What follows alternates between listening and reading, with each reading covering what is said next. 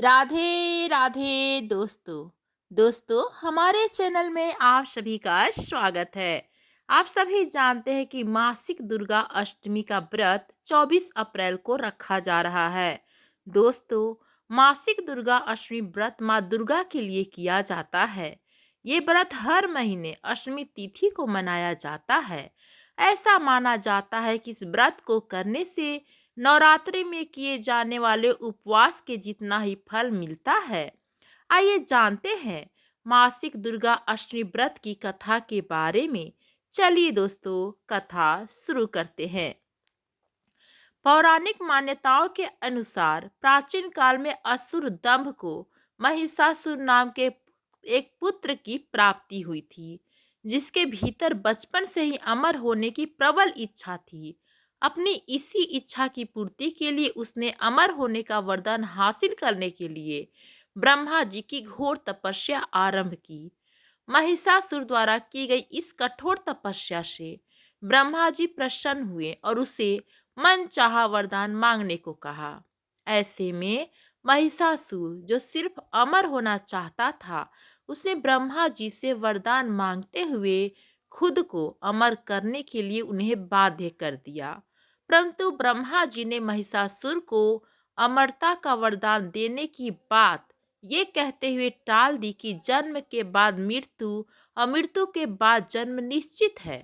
इसलिए अमरता जैसी किसी बात का कोई अस्तित्व नहीं है।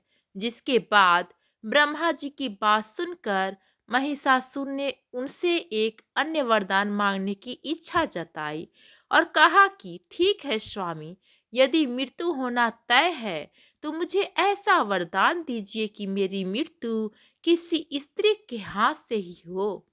इसके अलावा अन्य कोई दैत्य, मानव या देवता कोई भी मेरा वध ना कर पाए। जिसके बाद ब्रह्मा जी ने महिषासुर को दूसरा वरदान दे दिया। ब्रह्मा जी द्वारा वरदान प्राप्त करते ही महिषासुर अहंकार से अंधा हो गया और इसके साथ ही बढ़ गया उसका अन्याय। मौत के भय से मुक्त होकर उसने अपनी सेना के साथ पृथ्वी लोक पर आक्रमण कर दिया। इससे धरती पर चारों तरफ से तबाही मच गई। उसके बल के आगे समस्त जीवों और प्राणियों को नतमस्तक होना ही पड़ा। जिसके बाद पृथ्वी और पाताल को अपने अधीन करने के बाद अहंकारी महिषासुर ने इंद्रलोक पर भी आक्रमण कर दिया, जिसमें उन्होंने इंद्रदेव को पराजित कर स्वर्ग पर भी कब्जा कर लिया।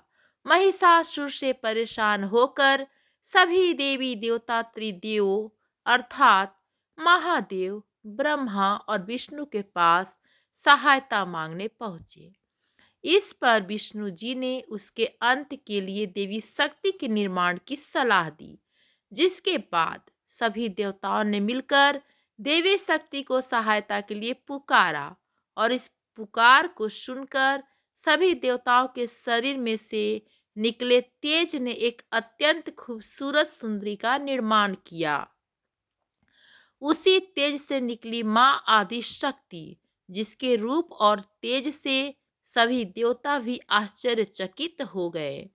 त्रिदेवों की मदद से निर्मित हुई देवी दुर्गा को हिमवान ने सवारी के लिए सिंह दिया और इसी प्रकार वहां मौजूद सभी देवताओं ने भी माँ को अपने एक एक अस्त्र शस्त्र सौंपे और इस तरह स्वर्ग में देवी दुर्गा को इस समस्या हेतु तैयार किया गया। माना जाता है कि देवी का अत्यंत सुंदर रूप देखकर महिषासुर उनके प्रति बहुत आकर्षित होने लगा और उसने अपने एक दूत के जरिए देवी माँ के पास विवाह का प्रस्ताव तक पहुंचाया। अहंकारी महिषासुर की इस ओछी हरकत ने देवी भगवती को अत्यधिक क्रोधित कर दिया।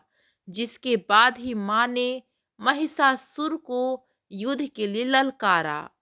माँ दुर्गा से युद्ध की ललकार सुनकर ब्रह्मा जी से मिले वरदान के अहंकार में अंधे हो चुके महिषासुर उनसे युद्ध करने के लिए भी तैयार हो गया।